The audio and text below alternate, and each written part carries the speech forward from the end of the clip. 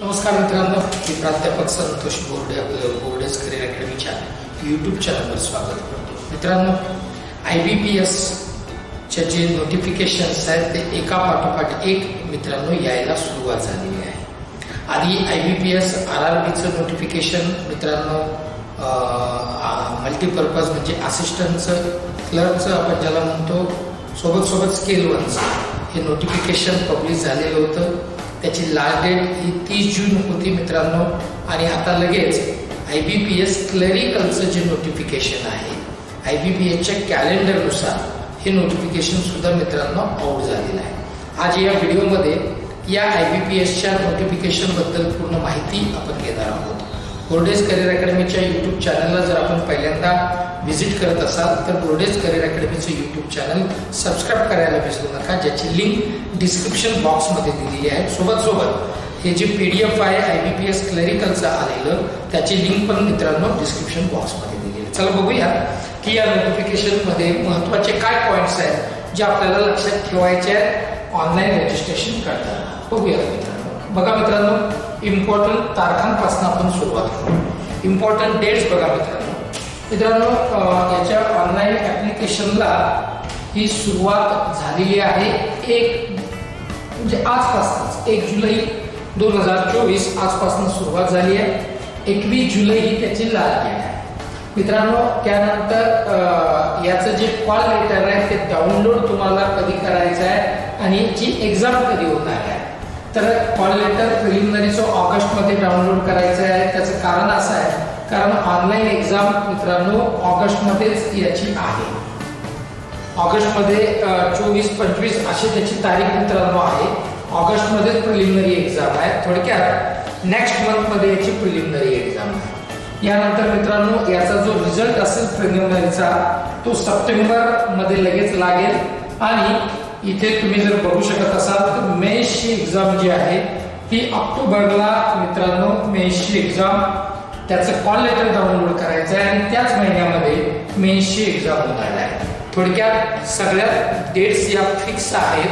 आणि मग याचं फायनल अलॉटमेंट किंवा फायनल रिझल्ट कधी लागेल तर 1 एप्रिल 2025 ला तुम्हाला हे माहीत होऊन जाईल की तुमचं सिलेक्शन झालेलं आहे आणि कुठल्या बँकेमध्ये ते सिलेक्शन झालेलं आहे. ठीक आहे.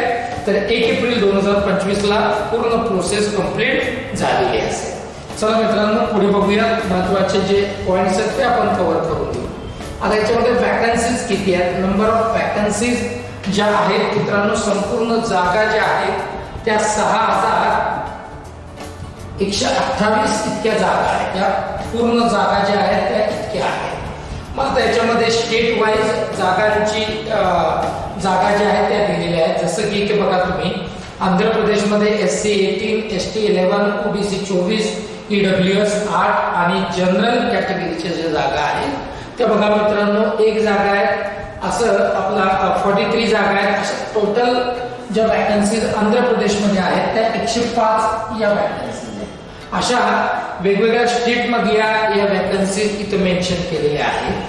आता बऱ्याचशा विद्यार्थ्यांचे प्रश्न असतात की सर आता स्टेट आम्ही चेंज करू शकतो का आणि वेगळ्या स्टेटमध्ये ऑनलाईन ऍप्लिकेशन करता येऊ शकतं का.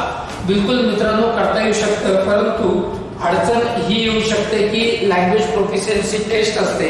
त्यावेळेस त्या लँग्वेज मध्ये तुमचं प्रोफिशियन्सी असणं अतिशय आवश्यक आहे. ती तुम्ही क्लिअर जर का केली किंवा करू शकत असाल तर वेगळ्या स्टेटमध्ये अप्लाय करायला हरकत नाही. आता इथे आपण बघूया MP मध्ये बघा इथे 354 वॅकन्सीज आहेत. तशा इथे कर्नाटक या स्टेटमध्ये बघा तुम्ही ओव्हरऑल म्हणजे टोटल वॅकन्सीज ज्या आहेत त्या 457 इतक्या वॅकन्सीज या कर्नाटक या स्टेटच्या मित्रांनो आहेत. याच्यामध्ये आपण महाराष्ट्राच्या नेमक्या जागा किती आहेत ते बघून घेऊया. तर बघा मित्रांनो याच्यामध्ये जर तुम्ही बघू शकत असाल तर वेगवेगळ्या स्टेटच्या जागा आपल्याला बघायला मिळत आहेत. उत्तर प्रदेश बघा 1246. उत्तर प्रदेशमध्ये सगळ्यात जास्त जागा ज्या आहेत मित्रांनो 1246 इतक्या जागा आहेत. महाराष्ट्रात आपण बघूयात महाराष्ट्रामध्ये किती वॅकन्सीज मित्रांनो आहेत. महाराष्ट्र बघा महाराष्ट्रामध्ये ज्या वॅकन्सीज आहेत त्या बघा कॅटेगरीनुसार या सगळ्या वॅकन्सीज आहेत आणि टोटल वॅकन्सी ज्या आहेत त्या 590 इतक्या जागा ज्या मित्रांनो त्या महाराष्ट्रात आहेत. म्हणजे एकट्या महाराष्ट्रामध्ये जवळपास 600च्या आसपास मित्रांनो या जागा आहेत. तर या झाल्या जागा त्या स्टेट वाईज किती वॅकन्सीज आहेत. मी आता सांगितल्याप्रमाणे प्रोफिशियन्सी टेस्ट असते म्हणून त्या स्टेटमध्ये अप्लाय करा जिथं त्या लँग्वेजमध्ये आपली प्रोफिशियन्सी असेल. ठीक आहे ना. तर चला मित्रांनो एज्युकेशनल क्वालिफिकेशन काय आहे ते बघून घेऊ. A candidate must minimum qualification of educating any discipline from recognized university. Graduate पाहिजे मित्रांनो. any graduate should apply. म्हणजे तो BA असेल तरी चालेल, BA, BCom, BSc, BCA, BBA है ना. म्हणजे एनी ग्रॅज्युएट कुठलाही ग्रॅज्युएट याला अप्लाय करू शकतो. पर्सेंटेजची कसल्या प्रकारची अट मित्रांनो याच्यामध्ये नाही आहे. ठीक आहे. कम्प्युटर लिटरसी पाहिजे असायचं म्हणणं आहे. याचा अर्थ कम्प्युटरचं सर्टिफिकेट तुमच्याकडे असलं पाहिजे का, तर बिलकुल नाही. कम्प्युटर लिटरसी तुम्हाला फक्त असणं आवश्यक आहे मित्रांनो. बघूया पुढे. एज लिमिट बघा कोण अप्लाय करू शकतं. तर मिनिमम एज जे आहे ज्याचं 20 वर्ष आहे आणि 28 वर्ष मॅक्झिमम, हे मिनिमम आहे आणि हे मॅक्झिमम आहे ओपन कॅटेगरीसाठी. हे जनरल कॅटेगरीसाठी आहे. आता याचा अर्थ असा होतो की जो कॅन्डिडेट आहे ज्याला अप्लाय करायचा आहे त्याचा जो जन्म आहे तो 2/7/1996च्या आधी झालेला नसावा आणि 1 जुलै 2004च्या नंतरचा तो असावा. थोडक्यात या 2 डेटच्या मध्ये जर का ते असेल तर तो अप्लाय करू शकतो ओपन कॅटेगरीवाला. कॅटेगरीमध्ये SC ST 5 वर्ष एज रिलॅक्सेशन मित्रांनो आहे. OBC 3 years as per government norms. नेहमीप्रमाणे हे एज रिलॅक्सेशन असणार आहे. ऍप्लिकेशन फीस किती असेल तर यासाठी ऍप्लिकेशनची फीस आहे मित्रांनो SC ST PWD कॅन्डिडेटसाठी 175 रुपये फीस आहे आणि जनरल आणि अदर कॅटेगरीचे जे कॅन्डिडेट्स आहेत त्यांच्यासाठी 850 रुपये इतकी ही फीस मित्रांनो असणार आहे. ही ऍप्लिकेशन फीस आहे. बघूया पुढे. बघूया मित्रांनो आता एक्झाम पॅटर्न कसा असणार आहे. नेहमीचा जो पॅटर्न आहे तोच पॅटर्न मित्रांनो आहे. 2 स्टेज मध्ये एक्झाम आहे. एक आहे प्रिलिम आणि मेन्स. दोन्ही ऑनलाईन मोडमध्ये प्लॅटफॉर्मवर मध्ये असणार आहेत मित्रांनो. आता प्रिलिमिनरीचा पॅटर्न आपण बघून घेऊया. 4 सेक्शन 3 सेक्शन प्रिलिमिनरी मध्ये आहेत. त्यातला पहिला जो आहे तो English language 30 number of question आहेत आणि 30 मार्क्स आहेत. 20 मिनिट आहेत. त्यानंतर numerical ability 35 number of question आहे. 35 मार्क्स आहेत. 20 मिनिट याला आहे. रिझनिंग ॲबिलिटी 35 क्वेश्चन आणि 35 मार्क्स आहेत. 20 मिनिट आहे. सेपरेट टाइम अलाउड केलेला आहे. त्यामुळे तुम्हाला एका सेक्शनवरनं डायरेक्ट तिसऱ्या सेक्शनला उडी मारता येते का तर अजिबात नाही. कारण टाइम फिक्स केलेला आहे प्रत्येक सेक्शनसाठी.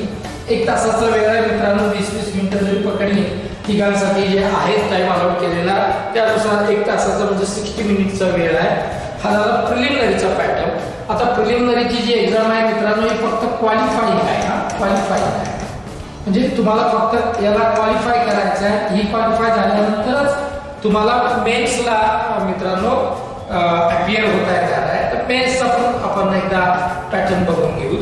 4 वेगवेगळे सेक्शन मित्रांनो मेन्सचे आहेत. फर्स्ट, सेकंड, थर्ड आणि फोर्थ.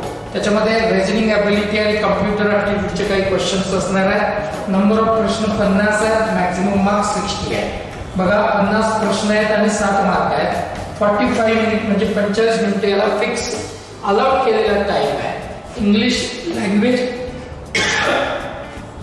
40 क्वेश्चन आहेत. 40 मार्क्स आहेत. जेवढे प्रश्न आहेत तेवढेच मार्क्स आहेत. 35 मिनिटं मित्रांनो याच्यामध्ये आहेत. आरामात याच्यामध्ये या 35 मिनिटांमध्ये इंग्लिशचा जो सेक्शन आहे आपण अटेम्प्ट करू शकतो.